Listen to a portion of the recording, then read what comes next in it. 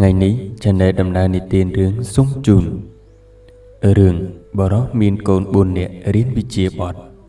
miên bờ đó mà nè miên côn bọc buồn nè bán sắc xa bị chia bọt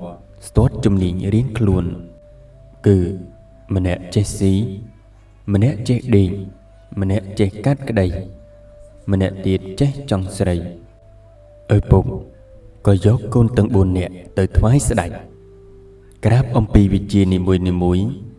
khả nông khả nạ đại thoại nú sẽ đánh trúng rạ xa tờ tùl tục ngay mũi sẽ đánh trúng bị sao bò rọc mà nè đại chết si chỉ muốn áo kê riệp hô chì nè hà chì tràn mốc sẽ đánh trúng đụng tức chao mũi cờ chỗ đã tức khả nông chan xâm lò mũi hỡi trúng prap tới bò rọc nụ thà áo si hô chì nè hà cướp mục bò rọc nú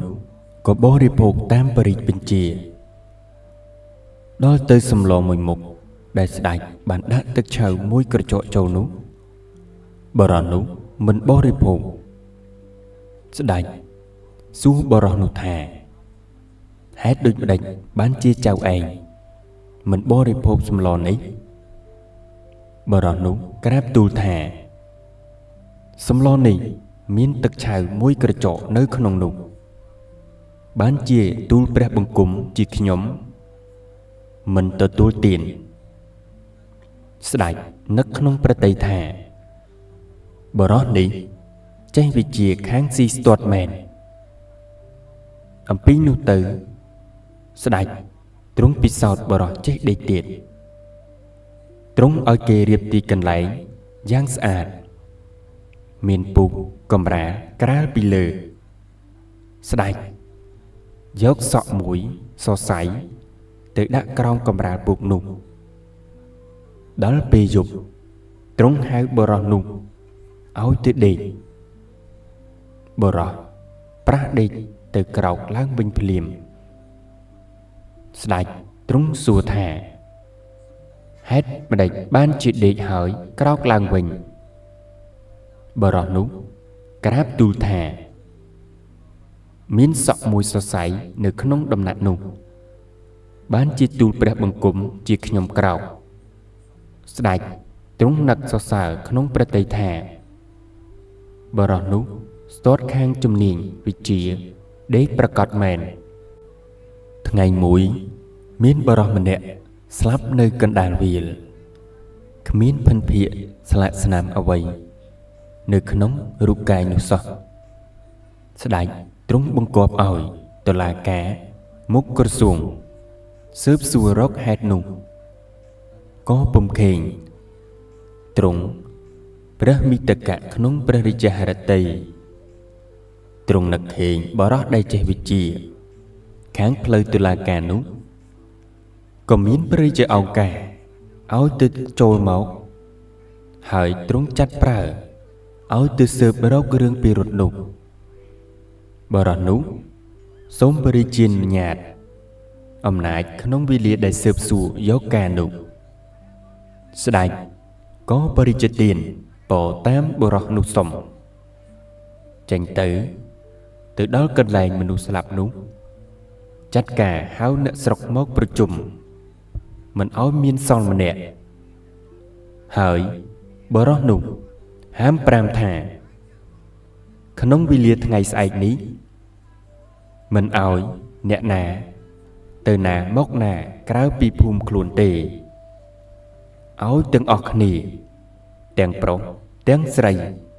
chắc mình chỗ từ mưa kế thứ bồn rùm lý sắp bà rọ anatha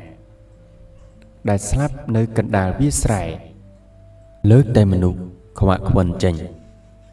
khả nạ đại riệp chòm rùm lý sọp nụ bà rọ chỉ nẹ sợp xúa bán chặt manu chỉ tràn nẹ đại bán bình dùl bí cách hẹt đại gió cà khăn nông rường nung bà khiến chú mũ ná bà cọp nâng cách cà đại bán bình dùl nung áo dọc chú mũ nung máu bà col áo khuôn chỉ ní khăn nông môi rồng bịch bếp lương chạy bình cầm lắng miến sạch khmây mà nẹ sọc tức này trào បរោះជាអ្នកកយគុណមើលហេតុក៏នាំយកខ្លួននាងនោះទៅប្រគល់ឲ្យនាយខ្លួនបរោះជានាយយកខ្លួននាងទៅស៊ើបសួរដំណើរដែលនាងយំនោះដោយយោបល់ដល់ល្អិតនាងនោះរកផ្លូវកិច្ចកែដោះសារទៅពុំបានក៏ប្រាប់បរោះនោះថាខ្លួននាងបានសហាយនឹងបរោះដែលស្លាប់ទើបនឹងបានគ្នាក្នុងយប់ដែលស្លាប់នោះហើយថាដំណើរដែលស្លាប់នោះគ្មានអ្នកណាវាយដំធ្វើបាបអ្វីទេគឺវេលាចូលដំណេកបរោះនោះប្រើនាងឲ្យទៅរកទឹកមកឲ្យផឹកនាងមិនហ៊ានចេញទៅដងទឹកឯក្រៅដោយខ្លាចឪពុកដឹងក៏យកផ្តិលត្រង់ទឹកភ្លៀងដែលហូរធ្លាក់តាមរងស្បូវប្រក់ផ្ទះនោះឲ្យផឹកលុះផឹកហើយក៏បណ្ដាលឲ្យដល់មរណៈក្នុងខណៈនោះទៅបរោះដែលជាអ្នកស៊ើបសួរក៏យល់ច្បាស់ក្នុងចិត្តថានាងនេះមិនមានសន្តានចិត្តជាទុច្ចរិតនឹងបរោះដែលស្លាប់នោះទេព្រោះទើបស្រឡាញ់គ្នាបានជួបគ្នាក្នុងខណៈនេះការនេះប្រកាសជាមានសត្វអសេរពឹសអ្វីនៅលើដំបូលផ្ទះនោះបានជាបណ្ដាលឲ្យបរោះនោះស្លាប់ទើបបរោះជានាយចាត់ឲ្យទៅមើលលើដំបូលផ្ទះនោះឃើញពស់នាគរាជមួយនៅចំពីលើល្វែងដែលនាងនោះដេកបរោះជានាយក៏ឲ្យវាយពស់នាគរាជនោះយកមកថ្វាយស្ដេចក្រាបទូលតាមដំណើរហើយដោះលែងនាងនោះទៅដោយវិនិច្ឆ័យថាហេតុដែលបណ្ដាលឲ្យបរោះនោះស្លាប់មកអំពីផឹកទឹកភ្លៀងលាយដោយពើពស់នាគរាជដែលនាងនោះត្រង់មកឲ្យផឹកដោយឥតចេតនាស្ដេចក៏ទ្រង់សរសើរថាបរោះជានាយចេះស្ទាត់ក្នុងការស៊ើបសួរខាងផ្លូវតុលាការមែនថ្ងៃមួយក្រោយមកមានសេដ្ឋីម្នាក់ស្លាប់សេដ្ឋីនោះមានប្រពន្ធក្មេងល្អនាងនោះបដិញ្ញាថាមិនយកប្តីទៀតទេដំណឹងនោះជ្រាបដល់ស្ដេចទ្រង់ឲ្យនិមឺនសពមុខមន្ត្រីទៅចង់នាងមេម៉ាយជាប្រពន្ធខ្មោចសេដ្ឋីនោះនិមឺនទាំងអស់ទៅចងមិនបានស្ដេចទ្រង់គិតថានាងនេះប្រហែលជាមិនយកប្តីដូចដំណឹងដែលទ្រង់ជ្រាបនោះមែនតែទ្រង់គិតក្នុងព្រះចហារតីថានិមឺនសពមុខមន្ត្រីទាំងនោះប្រហែលជាមិនពេញសេចក្តីប្រាថ្នានាងមេម៉ាយទេបើអង្គអញប្រហែលជានាងនេះព្រមក៏ទ្រង់យាងទៅផ្ទះមេម៉ាយនោះហើយទ្រង់ឲ្យប្រាប់នាងថាល្ងាចនេះទ្រង់នឹងមកផ្ទុំនឹងនាងឲ្យនាងរៀបចំទីកន្លែងចាំទទួលនាងមេម៉ាយក៏ទទួលបរិជ្ជអង្ការពេលល្ងាចនាងរៀបក្រឡាព្រះបន្ទុំហើយតែងស្រែកបំរើម្នាក់ដែលមានកើតស្រែងនៅខ្លួនរចនាដោយគ្រឿងប្រដាប់សម្រាប់តាក់តែងរូបរាងកាយស្រីគឺគ្រឿងមាសពេជ្រនិងគ្រឿងក្រអូបគ្រប់ប្រដាប់ហើយឲ្យនាងនោះចូលទៅក្នុងទីក្រឡាព្រះបន្ទុំដែលរៀបចំចាំទទួលស្ដេចតាមបរិជ្ជអង្ការដល់ស្ដេចយាងមកដោយទ្រង់មិនបានគិតពិនិត្យសពគ្រប់ទ្រង់ក៏យល់ថាទីនេះជាទីសម្រាប់នាងមេម៉ាយមែនបានជាមនុស្សទាំងឡាយមិនហ៊ានមកនៅទីនេះទ្រង់ក៏ដាក់ព្រះអង្គគង់អែប ដោយសម្គាល់ថានាងមេម៉ាយទ្រង់ផ្ទុំជាមួយនាងនោះរួចហើយទ្រង់កំណត់ព្រះចិន្តាថាអញមកចង់នាងនេះបានហើយដើម្បីឲ្យបានជាផុសតាងដល់ភ្នែកអ្នកផងទាំងពួងស្ដេចក៏ទ្រង់ខំថ្ពាល់នាងនោះជាសម្គាល់រួចទ្រង់យាងមកព្រះរាជវាំងវិញទ្រង់មានព្រះរាជអង្គការផ្ដាំថាព្រឹកស្អែកនេះឲ្យនាងចូលទៅគាល់ស្ដេចពុំខានទ្រង់យាងទៅដល់ព្រះបរមរាជវាំងទ្រង់ក៏មានព្រះរាជអង្គការប្រាប់អស់និមឺនសពមុខមន្ត្រីថាព្រះអង្គយាងទៅចង់នាងនោះបានមានទាំងសម្គាល់ស្នាមព្រះទុននៅថ្ពាល់នាងនោះផងហើយទ្រង់បានប្រាប់ឲ្យចូលមកគាល់ក្នុងវេលាព្រឹកនេះផងឲ្យនិមឺនសពមុខមន្ត្រីទាំងអស់ចាំមើលដល់នាងមេម៉ាយចូលមកគាល់យកទាំងស្រីបំរើដែលតាក់តែងកាយទទួលស្ដេចពីយប់នោះមកជាមួយផងលុះចូលមកគាល់ក៏ឲ្យអង្គុយតាមមុខក្រោយនាងមេម៉ាយអង្គុយមុខស្រីបំរើអង្គុយក្រោយស្ដេចឲ្យនិមឺនទៅពិនិត្យមើលនៅកន្លែងសម្គាល់ដែលទ្រង់បានប្រាប់ហើយនោះលុះភ្នាក់ងារដែលទទួលព្រះរាជអង្គការទៅពិនិត្យត្រឡប់មកក្រាបទូលស្ដេចវិញថានាងអង្គុយក្រោយមានស្នាមនៅថ្ពាល់ជាសម្គាល់ដោយធ្មេញឯនាងមេម៉ាយគ្មានស្នាមអ្វីជាសម្គាល់ទេស្ដេចក៏ទូចព្រះរាជហឫទ័យដោយសេចក្តីមិនបានពិនិត្យជាមុនក៏ព្រះអង្គទ្រង់ចិន្តាត្រេះរិះទៅឃើញថានាងនេះជាស្រីមានប្រាជ្ញានឹងរកអ្នកណាទៅចង់នាងពុំបានទ្រង់នឹកដល់បរិសដែលជាអ្នកស្ទាត់ខាងវិជាចង់ស្រីក៏មានព្រះរាជអង្គការឲ្យចូលទៅគាល់ក៏មានព្រះរាជអង្គការសួរទៅបរិសនោះថាឯងទៅចង់នាងមេម៉ាយជាប្រពន្ធខ្មោចសេដ្ឋីបានឬទេបើបងឯងត្រូវការវត្ថុអ្វីយើងឲ្យឯងទាំងអស់បរិសនោះក្រាបទូលទទួលតាមព្រះរាជបញ្ជាដោយមិនបានយកវត្ថុជាឧត្តមទៅទេសុំតែសម្ពុតផាដិនចាស់យកទៅស្លៀកពាក់ហើយនឹងឆ្អឹងគោមួយថោវិច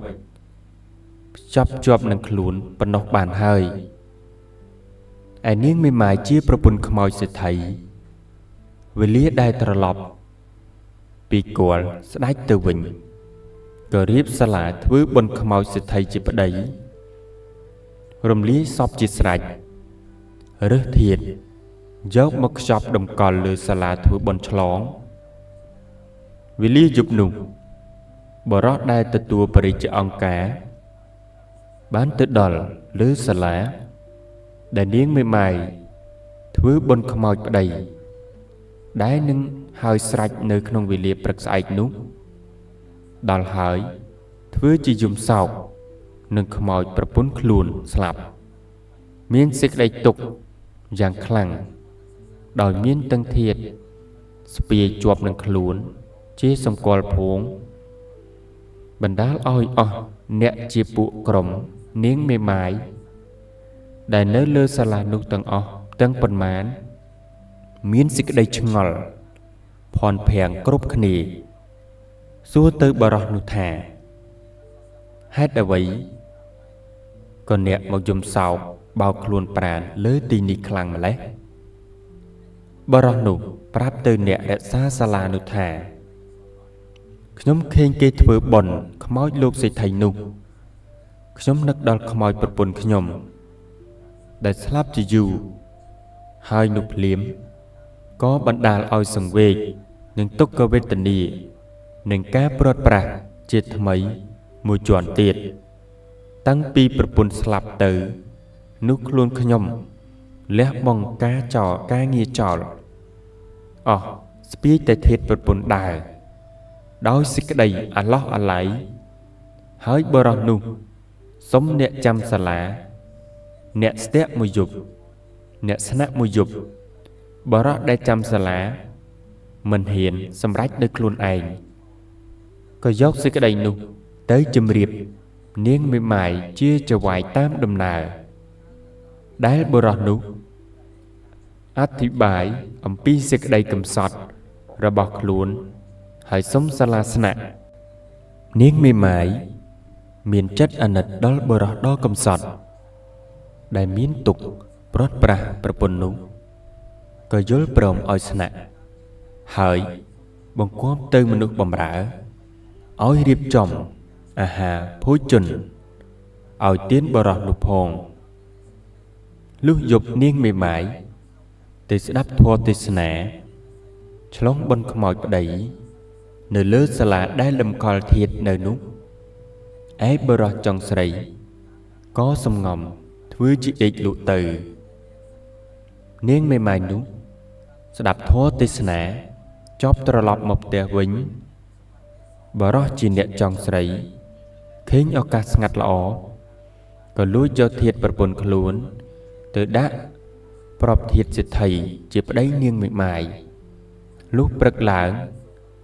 នាងមេម៉ាយចូលដល់សាលាបរិសនោះក៏ស្រែកយំយ៉ាងខ្លាំងថាអ្នកណាលួចធាតុប្រពន្ធខ្ញុំបាត់នាងមេម៉ាយឆ្ងល់ក៏សួរបរិសនោះថាហេតុអ្វីក៏នៅឯងយំខ្លាំងម្ល៉េះបរិសនោះប្រាប់ទៅនាងមេម៉ាយវិញថាអ្នកឯណាលួចធាតុប្រពន្ធខ្ញុំទៅបាត់ហើយចោទប្រកាន់ទៅលើរូបនាងមេម៉ាយថាខ្មោចប្តីនាងមេម៉ាយលួចធាតុប្រពន្ធទៅនាងមេម៉ាយមានសេចក្តីអន់ចិត្តនឹងបរិសចោទប្រកាន់ខ្មោចប្តីថាលួចធាតុប្រពន្ធដូច្នោះក៏នាំបរិសនោះឲ្យទៅមើលឃើញនៅចិត្តគ្នាមែនបរិសក៏ចោទប្រកាន់ចំពោះខ្លួននាងមេម៉ាយថាប្តីនាងយកប្រពន្ធគាត់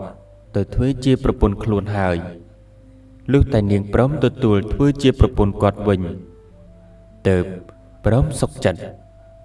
សេចក្តីចោទចំពោះខ្លួននាងមេម៉ាយនោះជាដំណំច្រើនណាស់ដោយឧបាយយ៉ាងស្អិតនាងមេម៉ាយរកផ្លូវដោះគ្មានក៏ចាញ់កលនោះជាទម្ងន់ថែមទាំងមានសេចក្តីអន់ចិត្តខ្មោចប្តីខ្លួនដែលស្លាប់នោះថាជាមនុស្សគ្មានចិត្តសប្បុរសចំពោះប្រពន្ធបន្តិចបន្តួចសោះគ្នាកំពុងកើតទុកនឹងខ្លួនហ៊ានទៅលួចប្រពន្ធគេយកមកបញ្ឈឺនៅមុខនាងជាអ្នកទុកគិតក្នុងសពទៅក៏ទទួលព្រមយកបរិសនោះធ្វើជាប្តីសេចក្តីផ្កើនតបឲ្យតល់ពុតទៅនឹងខ្មោចប្តីខ្លួនវិញដែលហ៊ានខូចលួចប្រពន្ធបរិសនោះចំណែកបរិសនោះដល់បាននាងមេម៉ាយជាប្រពន្ធ 3-4 ថ្ងៃក៏បបួលគ្នាទៅគាល់ស្ដេចឯស្ដេចនឹងនិមន្តសពមុខមន្ត្រីបានទូតបានឃើញក៏មានសេចក្តីសរសើរចំពោះបរិសនោះថាជាអ្នកមានវិជ្ជាចេះចង់ស្រីប្រកបមែនមួយថ្ងៃនឹងចេះឲ្យគេកោតមួយថ្ងៃនឹងឆោតឲ្យគេអាណិត